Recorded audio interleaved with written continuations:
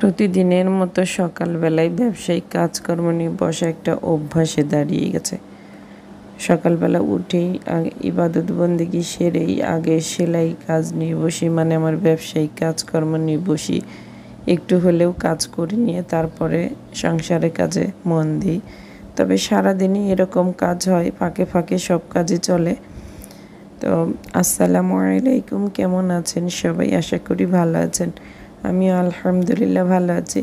যে যেখান থেকেই আমার ভিডিওটি দেখছেন সবাই আশা করি অনেক অনেক অনেক ভালো আছেন। আর স্বাগতম জানাচ্ছি সবাইকে আজকের ভিডিও দেখার জন্য। তো সকালবেলায় একটু চা করে নিয়ে মা বেটাতে খেয়ে নিলাম। মা বেটা দুজনেরই গলাটা একটু ঠান্ডার সমস্যা হচ্ছে, মানে কাশি হচ্ছে। তো একটু মরিচ আর লবঙ্গ, শুকনা মরিচ আর লবঙ্গ দিয়ে চা করে নিলাম। তো মোটামুটি গলার মধ্যে অনেক ভালো লাগছে। তো চাটা খেয়ে নিয়ে এবার আবার কাজে বসে গেলাম। মানে সকালবেলা চা খেয়েই বসেছি, মানে শুরু করেছি।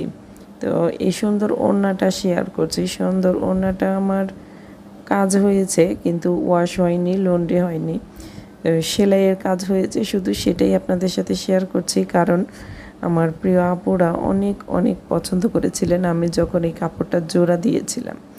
তো কাটওয়ার্কের ড্রেসের পরিশ্রম অনেক বেশি, খরচটাও অনেক। পরিশ্রম করতে হয় অনেক, কাপড়টাকে মাপ মতো কাটতে হয়। ঠিক মতো যদি কাটতে না পারি তাহলে কিন্তু কাপড়টাও নষ্ট হবে। এমনভাবে কাপড় কাটতে হয় যাতে পুরো কাপড়টাই আমার কাজে লেগে যায়। মানে একটা থেকে যখন কাপড়টা কাটবো অন্য আর একটা যাতে ড্রেস হয়ে যায় এরকমভাবেই, তাতে কাপড় নষ্ট হয় না, সবগুলো কাপড়ই কাজে লেগে যায়। তো কাটওয়ার্কের কাজটা এতটাও সহজ নয় যে যেমন ইচ্ছা তেমন দেখেই কাজ করলেই আপনার হয়ে যাবে, তা না। তবে হ্যাঁ, যারা নিজেদের জন্য দুই একটা করেন তাদের বিষয়টা আলাদা। তারপরেও যারা নিজেরা করতে চান নিজেদের জন্য, যেহেতু এটা খরচটা বেশি হয়, সেক্ষেত্রে কিন্তু যে কয়টা কালার নেবেন সেই কয়জন লোক একসাথে যোগ করে ড্রেস তৈরি করে নিলে তাহলে সবার জন্যই হয়ে যাবে, খরচটা কম পড়বে। আর যদি তা না হয় তাহলে অর্ডার করে নেওয়াটাই ভালো। কারণ কাটোয়ার কাজটা অনেক ঝামেলা, অনেক পরিশ্রম, অনেক খরচ, অনেক ঝামেলা। তো যাই হোক, আমার ওড়নাটা কেমন হয়েছে অবশ্যই কমেন্টে জানাবেন। তবে আমার জামাটা হয়নি, মানে পুরো ড্রেসটা কমপ্লিট হয়নি। যখন হয় তখন আমি ওড়না জামা দুটো একসাথে সুন্দরভাবে দেখানোর চেষ্টা করব ইনশাআল্লাহ। আর এখানে আমি কুচি ফ্রক তৈরি করছি 7-8 বছরের বাচ্চার জন্য কুচি ফ্রক। আর এটা হলো 2 রকম কাপড় দিয়ে কাজটা করব। আর এর সাথে হলো এই সিদ্ধ জলপাই কালারটা ম্যাচিং করে আমি দুটো কাপড় মিলে একটা সুন্দর ফ্রক তৈরি করব। তো সে কাপড়টা কাটছিলাম। এখন কাপড়টা যে কাটছি সে কাপড়ের কাটিং চকটাও হারিয়ে ফেলেছি। আর এতই দুর্বল মন হয়েছে, যেখানে যেখানে রাখি সেখানে অনেক খোঁজাখুঁজির পরও তার সাক্ষাৎ পাইনি। তো মানে অনেক ধরনের কাজ করলে যা হয়, মাথার মধ্যে অনেক রকম কাজ থাকে, এজন্য যখন যে কাজটা করতে বসি দেখা যায় কিছু কিছু জিনিস খুঁজতে খুঁজতে একেবারে হাঁপসে যেতে হয়। তো যাই হোক, চকটা পেলাম না, শেষ পর্যন্ত আমি ডায়মন্ড কালার পেন্সিল যেটা পাইছিলাম ওটা দিয়েই কাজটা সারলাম, যেটা দিয়ে আমি ড্রয়িং করি আর কি। ডিপ কালারের উপরে অনেক সময় ড্রয়িং করতে হয়, তো সেজন্য আমি পেন্সিলটা রাখছি। আর সাইন পেন রাখি, এছাড়াও এগুলোও রাখতে হয়। সাইন পেনগুলো আবার ডিপ কালারগুলো ভালো হয়। আর হচ্ছে ডিপ কালার কাপড়ের উপর যখন ড্রয়িং করি তখন আবার এই সাদা কালারটা হলে অনেকটা ভালো হয়। তো এই জন্য সব কিছুই রাখি, আমি চেষ্টা করি সবসময় হাতের নাগালে সব কিছু রাখার। তো যাই হোক, চকটা না পেয়ে এই কাজটা করলাম। আর আমি এখানে ফ্রকটা কেটে নিচ্ছি, কেটে সেলাইও করব। তো এরকম জোড়া দেওয়া ড্রেস কিন্তু দেখতে অনেক সুন্দর লাগে, একটু সুন্দর করে ম্যাচিংটা করতে পারলে অনেক ভালো লাগে। আর এগুলো পরতেও আরাম, অনেকে আবার দেখেও অনেক পছন্দ করেন। তো সময় করে উঠতেও পারি না সেরকম। আর যাই হোক, কাজ নিয়েও অনেক ব্যস্ত।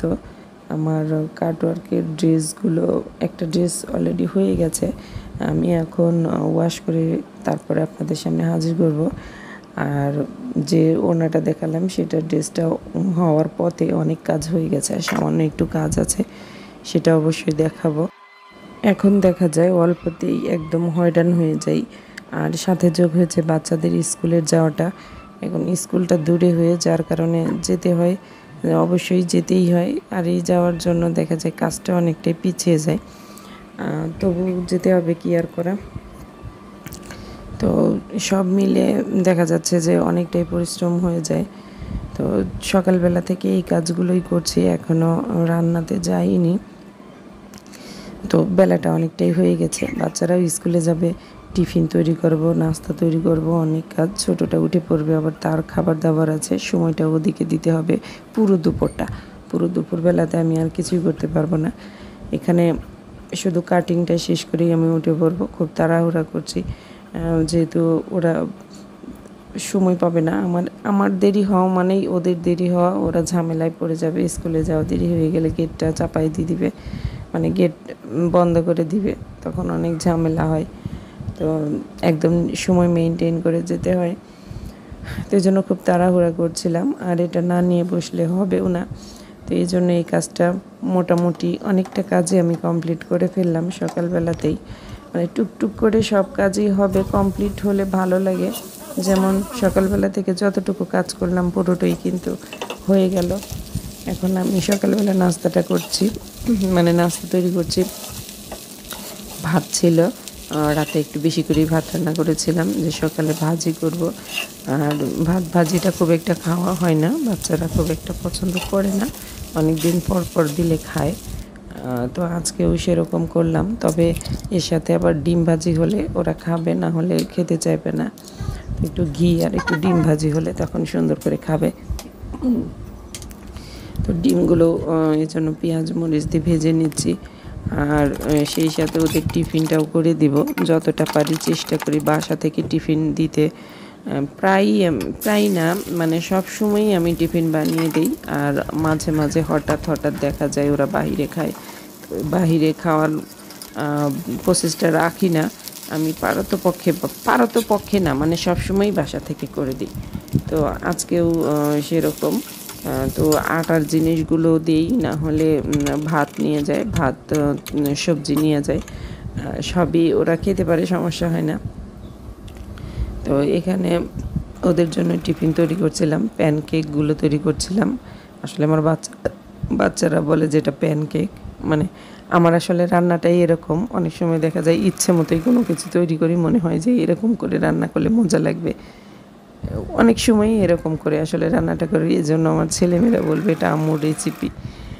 তো যাই হোক, আমি দুপুরের পুরা কাজটাই, মানে সংসারের কাজ দিয়েই শেষ করেছি। এখন বিকেলবেলা আফিয়া ঘুমিয়ে গেছে, তো এই সময় আমি একটু সেলাইতে বসেছি। আসলে আমরা মেয়েরা যারা ঘরে বসে কাজ করছি তাদের জন্য সময়টা বের করা ঠিক এরকম। এখন বাচ্চাটাকে আমি ঘুমিয়ে দিয়েছি, এখন আমার রেস্টের সময়। আমি সেই সময়টা রেস্ট না নিয়ে আমি আমার ব্যবসায়িক কাজটা নিয়ে বসেছি। ঠিক এভাবেই আসলে কাজগুলো করতে হয়। তা আমি এখানে সেলাই মেশিন নিয়ে বসেছি। সেলাই মেশিনে কিছুটা কাজ আমি শেয়ার করব, সবটুকু করব না, কারণ সবটুকু কাজ একসাথে শেষও হবে না।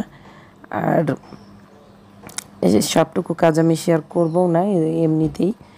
তো সামান্য একটু কাজ শেয়ার করার পরে আমি পুরো ড্রেসটা দেখাবো। তো আসলে মেয়েদেরকে ঘরে বসে ইনকাম করাটা যতটা সহজ ততটাই কঠিন। আর কঠিন কাজটা হলো নিজের সময়টা বের করে নেওয়াটা অনেকটাই কঠিন। যে সময়টা নিজের জন্য একান্তই, নিজের রেস্টের সময়টুকু, নিজের ফ্রি সময়টুকু, সেটুকুই আমাকে কাজে লাগাতে হয়। আমি সেটুকু কাজে লাগিয়ে ইনকাম করি। তাতে কিন্তু মনের আনন্দে যদি কাজটা করা যায় তাহলে কিন্তু আর সেই কষ্টটা কষ্ট মনে হয় না। মনের আনন্দ থাকলে যে কোনো কষ্টটাই আনন্দের সাথে গ্রহণ করা যায়। আমি এই কাজগুলো খুবই ভালোবাসি, খুবই পছন্দ করি, যার কারণেই আমি এত কিছুর মাঝে এই কাজগুলো করতে পারি। আমার আত্মীয়স্বজন বা আমার পরিচিত অনেকেই আমাকে বলে যে 3টা বাচ্চা নিয়ে, সংসার নিয়ে কিভাবে কাজগুলো করেন। তো আসলে কাজের মধ্যে ভালোবাসা থাকলে অবশ্যই করা যায়। আর শরীর স্বাস্থ্য ভালো থাকলে আল্লাহর রহমত সুস্থতা অনেক বড় একটা নিয়ামত রহমানুর রাহিমের। আর সেটা থাকলে মানুষের চলাফেরা, কাজকর্ম, দৈনন্দিন মানে প্রতিনিয়ত পরিশ্রম করাটা একটা ব্যাপারই না। তো যাই হোক, কাজ করতে হলে ভালোবেসে করতে হয়। উদ্যোক্তা হওয়াটা এতটা সহজ নয় যে বসে থেকেই বললাম আমি উদ্যোক্তা হব, কখনোই হবে না। দিনরাত পরিশ্রম করে তবেই উদ্যোক্তা হওয়া যায়। কোনো কিছু পাওয়ার জন্য অনেক পরিশ্রম করতে হয়, আর তিল তিল করে গড়তে গড়তে তবেই সুখের মুখ পাওয়া যায়। তো যাই হোক, আমি আমার সেলাইটা যতটুকু করেছি ততটুকুই শেয়ার করলাম। এখন দুপুর হয়ে গেছে, আমি দুপুরের রান্নাটা কমপ্লিট করে নেব, আর সেই সাথেই আমার ভিডিওটাও শেষ করছি। আবার দেখা হবে। আল্লাহ হাফেজ।